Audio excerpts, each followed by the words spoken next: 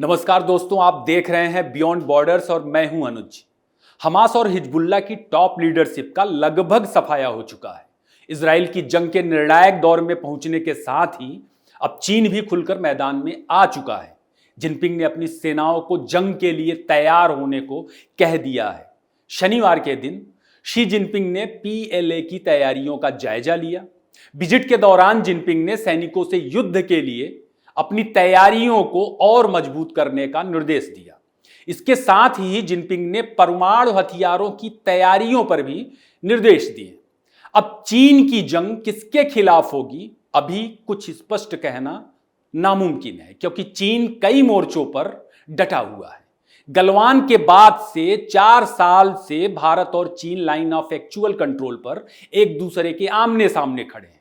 अभी हाल फिलहाल चीन ने ताइवान को चारों तरफ से घेर रखा है और युद्धाभ्यास कर रहा है।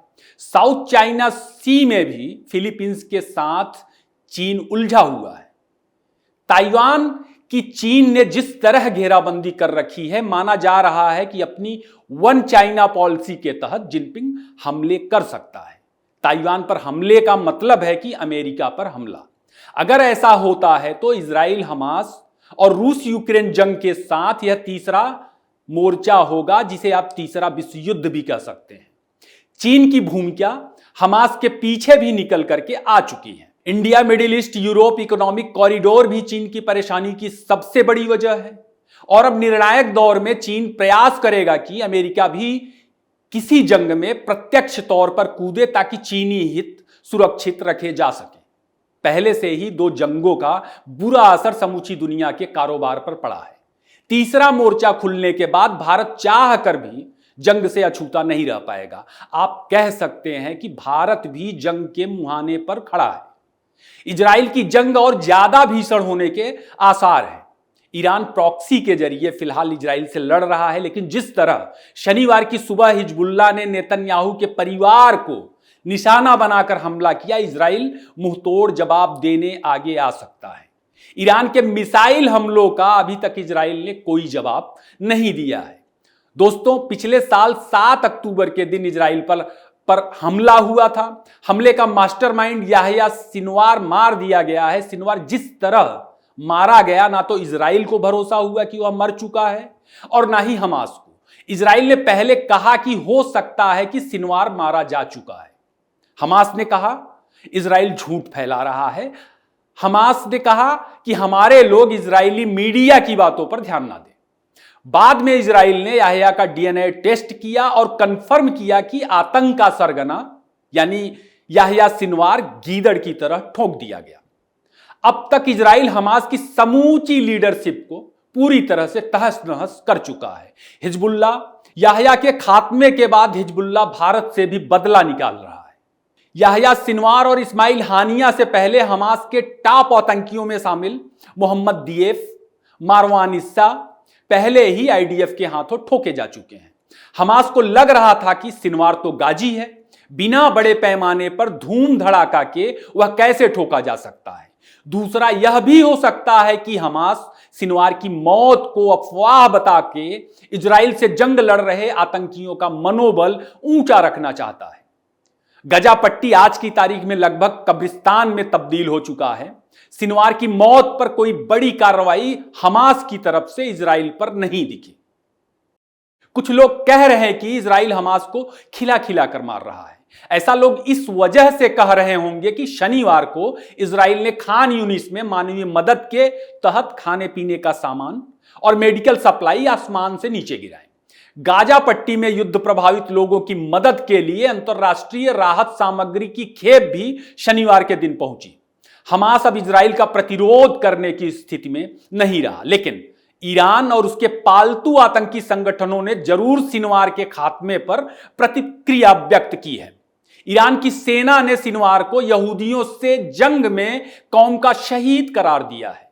हमास, हिजबुल्लाह और हूती के साथ इजराइल की जंग में खामखा भारत को भी निशाना बनाया जा रहा है। लेबनीज आतंकी संगठन हिजबुल्लाह ने इजराइल के पोर्ट ऑफ हाइफा को भी निशाना बनाया। पोर्ट ऑफ हाइफा पर हमले का मतलब है एक तरह से भारत के हितों पर भी हमला।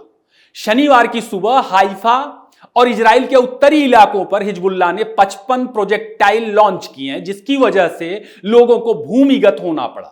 बहुत बड़े नुकसान की खबर नहीं आई है। इस इलाके में भारतीय पेशेवरों की भी मौजूदगी है जो वहां रोजी रोजगार के लिए गए हुए हैं। इजराइल की गटोट कंपनी के साथ अदानी समूह इस पोर्ट को ऑपरेट करता है। इसमें 70% हिस्सेदारी अदानी समूह के पास है और बाकी का 30% गटोट के पास है। आपको याद ही होगा कि $1.18 मिलियन की यह डील साल 2023 में हुई थी। यह डील साल 2054 तक के लिए है। इस डील के बाद और पिछले साल G20 की बैठक में India middle east Europe corridor का मसौदा तय हुआ था, इकोनॉमिक कॉरिडोर का मसौदा तय हुआ था। इसके तहत भारत से सऊदी अरब, इजराइल से होते हुए यूरोप तक समुद्र सड़क मार्ग के जरिए एक व्यावसायिक गलियारा बनाना तय हुआ है। इस गलियारे में पाकिस्तान, ईरान और तुर्की की भूमिका खत्म हो जाएगी और यह गलियारा हाइफा पोर्ट से ही होकर गुजरेगा। हालांकि भारत ने ईरान के साथ चाबहार समझौता भी किया है, तो ईरान पर इन चीजों का ज्यादा असर नहीं पड़ेगा। लेकिन पाकिस्तान के रास्ते सीपैक का सपना देख रहे चीन के मंसूबे किसी काम के नहीं रह जाएंगे। यही वजह है कि चीन ने ईरान का इस्तेमाल करते हुए G20 समझौते के बाद हमास को इजराइल के साथ उलझा दिया। अरब के तमाम देशों को पता है कि वहां हमास मजहबी जंग के नाम पर क्या कर रहा है। अरब के तमाम देश इसी वजह से चुप हैं। कॉरिडोर पर घोषणा के बाद ही ईरान के इशारे पर हमास ने पिछले साल इजराइल पर अचानक हमला किया था, जिसके बाद शुरू हुई इजराइल की जवाबी कार्रवाई अब तक जारी है। चीन की आर्थिक हालत भी खस्ता है। इस वक्त जिनपिंग पर ढेरों सवाल हो रहे हैं। पाकिस्तान में लगातार चीनी नागरिकों पर हमले की वजह से सीपैक का काम अटका पड़ा है। ऐसे में चीन अपनी रणनीति बदलने के प्रयास में दिख रहा है। हो सकता है कि अमेरिका और तमाम पश्चिमी देशों के इजराइल और यूक्रेन में फंसे होने का फायदा अपनी वन चाइना पॉलिसी के लिए चीन उठाना चाह रहा हो, क्योंकि यह उसकी योजनाओं के लिए रणनीतिक तौर पर एक सही वक्त साबित हो सकता है। भारत हमास इजराइल संघर्ष में सऊदी अरब और दूसरे देशों की तरह ही न्यूट्रल है और विवाद का निपटारा शांतिपूर्ण ढंग से करना चाहता है। लेकिन पिछले 2 महीनों में भारतीय हितों पर भी हमला देखने को मिल रहा है। ईरान ने भारत की भी आलोचना की है।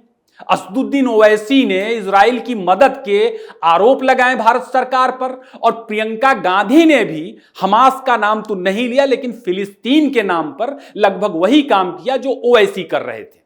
यह कॉरिडोर कांग्रेस के निशाने पर भी है। इसी गलियारे के तहत केरल में भारत एक डीप वाटर पोर्ट भी बना रहा है।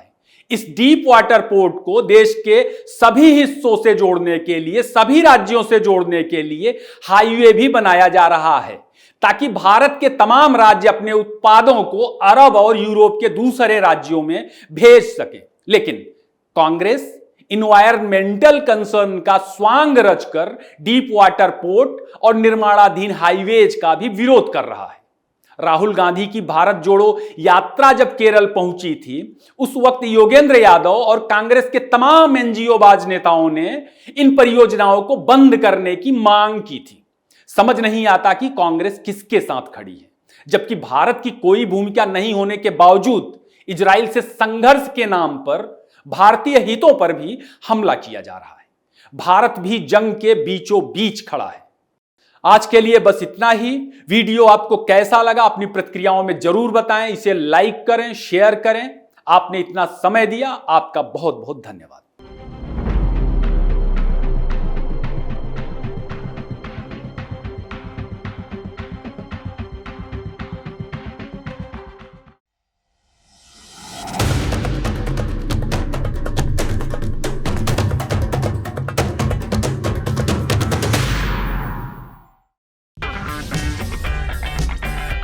अगर आपको हमारा वीडियो पसंद आया हो तो इसे लाइक करें, हमारे चैनल को सब्सक्राइब करें और हाँ, बेल आइकन दबाना ना भूलें, ताकि आप तक हमारे वीडियो की नोटिफिकेशन पहुंचती रहे। आप अपना सुझाव हमें कमेंट बॉक्स में दे सकते हैं। हमारे साथ जुड़ने के लिए शुक्रिया।